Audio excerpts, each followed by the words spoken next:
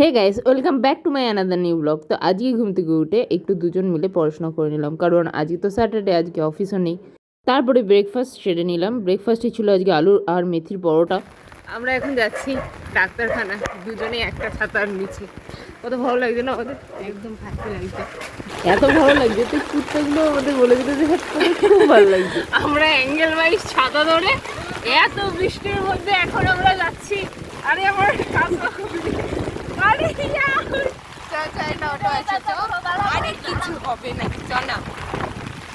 আমরা জাস্ট বেরোলাম আর শুরু হয়ে গেল তখনই বৃষ্টি, কি বলবো। তারপরে আমরা একটু সিনেমেটিক শ্যুট নিতে নিতে চলে গেলাম স্টেশন। আজকে আমরা যাচ্ছিলাম দিশা আই হসপিটালে। আরও ফুলি দিশাতে গেছিলাম আমরা। আর এখানে যদি তুমি আগে থেকে বুকিং করে রাখো তাহলে তোমার থেকে শুধু নেবে 200, আর যদি তুমি এমার্জেন্সি বা দিনের দিন দেখাও তাহলে তোমার থেকে নেবে 250 টাকা, মানে 250 টাকা। তো তারপরে আমরা বুকিং করার পর, ক্যাশ পেমেন্ট করার পর এখানে স্টেপ বাই স্টেপ এক একটা কাউন্টারে যেতে হবে। আমরা গেছিলাম 501 কাউন্টারে। আর এখানে তো চোখের একটা মেজারমেন্ট নেয়, একটা ফটো বা কিছু নেয়। আর এখানে তোমার চোখটা একদম জুম করে দেখে। তুমি যদি আইটা খুব ব্লিঙ্ক করো তো ওরা ফটো তুলতে পারবে না। তাতা বহুত ব্লিঙ্ক করছিল, তো ওরা ফটোটা ঠিক মতো তুলতে পারছিল না, তাই ওর অনেকটা টাইম লেগেছে। তারপরে একটা আই ড্রপ দিয়ে 20 মিনিট বসিয়ে সেম প্রসেস আবার করা হলো। 20 মিনিট কিন্তু আমাদের কাটছিল না, তাই আমরা এসব করছিলাম। কিন্তু ওর চোখে কিন্তু ওষুধ দেওয়া ছিল, তাতেও ও এরকম করছিল। ও একদমই কি বলবো আর। তারপরে ওকে আরেকটা কাউন্টারে নিয়ে গিয়ে এরকম একটা চোখে বা হাত দিয়ে তো ওরা অনেকটা মেজারমেন্ট করছিল কোনো আই পাওয়ার কত হয়েছে কি না হয়েছে। আরেকটা ড্রপ দিয়ে দিল ওকে।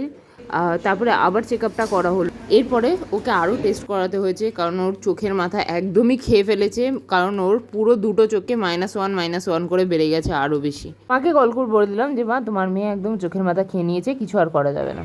অনেক দিন পর বিকালবেলা একদিন চা আর চানাচুর নিয়ে আমি ছাদে চলে গেলাম। আর আমার চা খেতে অতটাও ভালো লাগে না, কিন্তু কেন জানি না আজকে আমার চা খেতে এত ভালো লাগছে। এত সুন্দর হাওয়া দিচ্ছে আর আমি একা একা বসে বসে চা খাচ্ছিলাম। উফ, ডেলি ডেলি নিজেকে যেন একদম চাকর মনে হয়, আজকে নিজেকে একদম কুইন মনে হচ্ছে। তারপর খেতে খেতে ভাবছিলাম যে ছাদে একটা জায়গা করা উচিত, যে আমি বসে বসে চানাচুর খাচ্ছি, পাখিগুলো একা একা যাচ্ছে, তো ওদের জন্য আমি একটা জায়গা করব খাওয়ার দেওয়ার। তো সেটারই ব্যবস্থা আজকে করব। যেহেতু আমাদের ওপরে কাজ চলছে, তার জন্য আমার গাছগুলোর পাতার মধ্যে একদম সিমেন্ট পড়ে কেমন একটা হয়ে গেছিলো, তো আমি পাতাগুলো একদম পরিষ্কার করে দিচ্ছিলাম। সন্ধ্যাবেলা মা করে দিয়েছিল একদম নিমকি মাখা বাড়িতে। তারপর পড়তে বসে বললাম, কলেজের এক্সাম খুব সামনেই চলে আসছে, তো আমাকে তো পড়াশোনা করতেই হবে ব্যাপার।